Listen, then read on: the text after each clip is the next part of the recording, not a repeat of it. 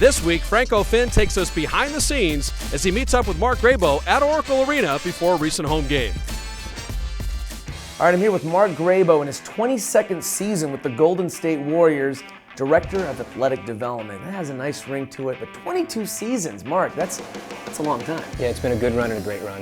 You've seen it all. Pretty much, you know. When Noah was back here in the early years in the 80s and 90s, run TMC, and he's back. It's great to have him back. Talk about strength, conditioning, training, speed, and power. Those are the main things that you concentrate with these professional players. Right. I wear a lot of different hats here. Anything from strength and conditioning with John Murray, our strength coach, to the power development, to the Olympic lifting, to the core training, and also the conditioning aspect. And one of the things that we try to do is we try to put the ball in the player's hands or the conditioning aspect. You saw some of the things with Ronnie Turiaf. There's some skill development involved, conditioning involved, lots of different elements. Now, what about rehabilitation too? You kind of help the players as well with that program? I kind of bridge the gap between them leaving the physical therapist and then getting onto the floor. I'm that conduit in between where I'll take that conditioning aspect and that particular injury that he has. Ronnie has a medial collateral injury. He's back soon. So we're trying to incorporate exercises that are going to kind of be very specific to what he does on the basketball floor with the ball in his hand. What about on game day specifically? Walk us through a particular game day. Like how early would you come into the arena, and how late is your day? I get in here very early, 8 a.m. I'll get my own workout done. I have to get that out of the way. Blue point guards from Jersey to shoot. You got to practice like you preach, And we'll get the players like Turiaf right now getting in here early before everyone else. So I can really spend a lot of good one-on-one quality time with him, a good hour and a half. And then from there, I'll help the players getting some shots after the shoot around, give them a little break after that. If there's some guys who want to do some lifting, we get some young players in here after the shoot around. They get in here about 4:30, 5 o'clock on a game day. And again, there's some players like Devin George, for instance, who's getting very close to getting back, to game shape. So I'll take Devin tonight and put him through the paces, up and down the floor, getting him some shots, getting him in here and doing some work on his knee. So it's a full day. So what do the players say about you in terms of, the workouts you put them through and kind of the training and everything? No, I don't know. Maybe you should ask them.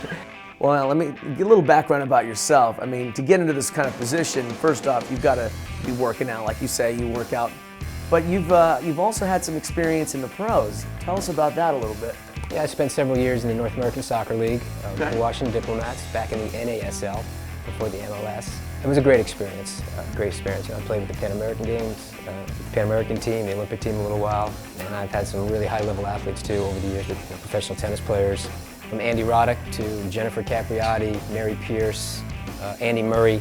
I've been really blessed with the type of athletes that are the highest level, so it's been great. You've got a list of great clientele. I don't even know where I would fit in here if I say, hey Mark, come on, train me like the pros. What would we get into first? Any athlete, basketball being an explosive sport, the legs are so important. So maybe we can just demonstrate some of the things that we would do, and you can demonstrate and see if you can do it. So we'll see, all right? I'm ready for the challenge. Right, let's do it. Break out my toys here. Oh boy. Okay. Here we go. We have a very simple foam roll. Okay, so what we're going to do is you're going to get on your left or right leg, it doesn't matter. Whatever the strongest leg is? Yeah, whichever you feel most comfortable. And you're just going to balance, okay? So what we're trying to do is we're trying to create instability off of one leg. All right, now if you bend that one leg a little bit, and now you're going to let go of me, and you're just going to try to balance. So now we've created a greater challenge with the instability. Wow. This is not as easy as it looks, guys. All right.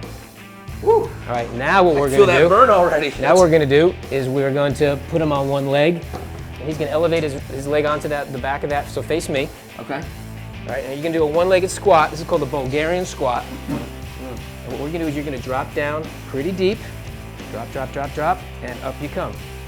I need to work on flexibility and mobility. So actually, that's quite good. So what we would do now to make this more challenging is we'd add some dumbbells to the side, or to make it even more challenging, we're going to put that left leg onto that pad. All right, here we go. Here we go. Just hold my hand. Okay. Elevate that rear leg. Oh man. All right. So we're adding. So you're going to drop down. So now we have hip strength. His glutes are working. His core is working. There's instability. Very good. I think a lot's working right about now. All right, very good. That's great, man. Good. I'm already breaking a sweat. Good. Nice. All right, and then the other things we do is we do a lot of core work. So we do a lot of bridging on the side, but we do a lot of work with the stability ball. And this again creates instability because you want to create an unstable environment. So getting into a little 45-degree push-up position here, what we'll do is you're going to move your hands out a little bit from the ball. And the more you move your hands out, the more challenging it is. So for now, let's get you in a 45-degree push-up position. Okay. All right, you're just going to hold that position. Now roll the ball out a little bit. And you're going to start feeling that more in your core. And then also to make it a little bit more challenged, you just tap the ball. So you're going to have to stabilize your lumbar spine, your abdominals.